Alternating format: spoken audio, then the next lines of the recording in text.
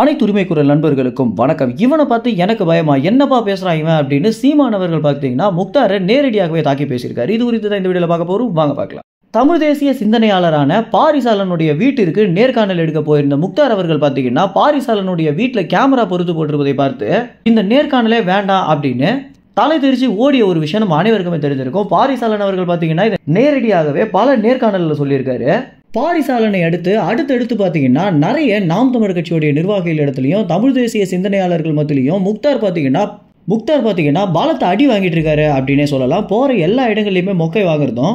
அதற்கு பிறகு முக்தார் யாரெல்லாம் நேர்காணல் கேட்குறாரோ அவங்க எல்லோருமே கொஞ்சம் முக்தாரை எதிர்த்து பேசிட்டாங்க அப்படின்னாலே அந்த நேர்காணலை உடனடியாக நிறுத்திட்டு அதோட அந்த வீடியோவை பார்த்தீங்கன்னா டெலிட்டும் பண்ணிட்டு வந்துட்டு இருக்காரு முக்தார். காலப்போக்கில் தன்னை எதிர்த்து யாருமே பேசிடக்கூடாது, நேர்காணலில் வரக்கூடிய அனைவருமே தன்னிடத்துல மொக்கை வாங்கிட்டு தான் போகணும் அப்படின்ற ஒரு மனநிலைமையில தான் முக்தார் பார்த்தீங்கன்னா நேர்காணலை நடத்திட்டு வந்துட்டு இருக்காரு.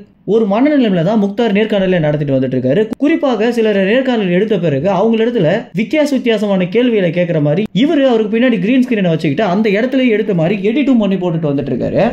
இந்த மாதிரியான விஷயங்கள் அனைத்துமே கேட்ட பிறகு முக்தார் மேல இருந்த கொஞ்ச நஞ்ச மரியாதையும் போயிடுச்சு அப்படின்னு தான் சொல்லணும். இப்படி இருக்க பாரிசாலன் இடத்துல மொக்கை வாங்கிய பிறகு நேர்காணல் எடுக்க போன எல்லா இடங்கள்லையுமே சீமானுக்கும் நாம் தமிழர் கட்சியில் இருக்கக்கூடிய நிர்வாகிகளுக்கும் இந்த தமிழ் தேசியக்காரங்களுக்கும் எனக்கு கண்டாலே பயம் அப்படின்னு போற எல்லா இடங்கள்லையுமே விளம்பரப்படுத்திட்டு இருக்காரு முக்தார். இந்த ஒரு காரணம் தெரிஞ்ச பிறகு சீமான் அவர்கள் பார்த்தீங்கன்னா ஒரு சில நிர்வாகிகளை அழைச்சி இவனை பார்த்து எனக்கு என்னடா பயம், தைரியம் இருந்தா நம்மளுடைய வீட்டுக்கு வந்து என்ன நேர்காணல் எடுக்க சொல்லு அப்படின்னு சீமான் அவர்கள் பார்த்தீங்கன்னா தற்போது முக்தாருக்கு சவாலே விட்டுருக்காரு. முக்தார் எந்தெந்த மாதிரியான கேள்விகளை கேட்பாரு, எப்படிலாம் எடிட் பண்ணி போடுவாரு அப்படின்னு எல்லா விஷயங்களுமே தெரிஞ்ச பிறகும் சீமான் இப்படி அதிரடியாக சொல்லியிருக்காரு அப்படின்னா இந்த முக்தார் விவகாரம் சீமானை எந்த அளவுக்கு கடுப்பேற்றிருக்கு அப்படின்றது இதுல இருந்தே தெரிய வருது.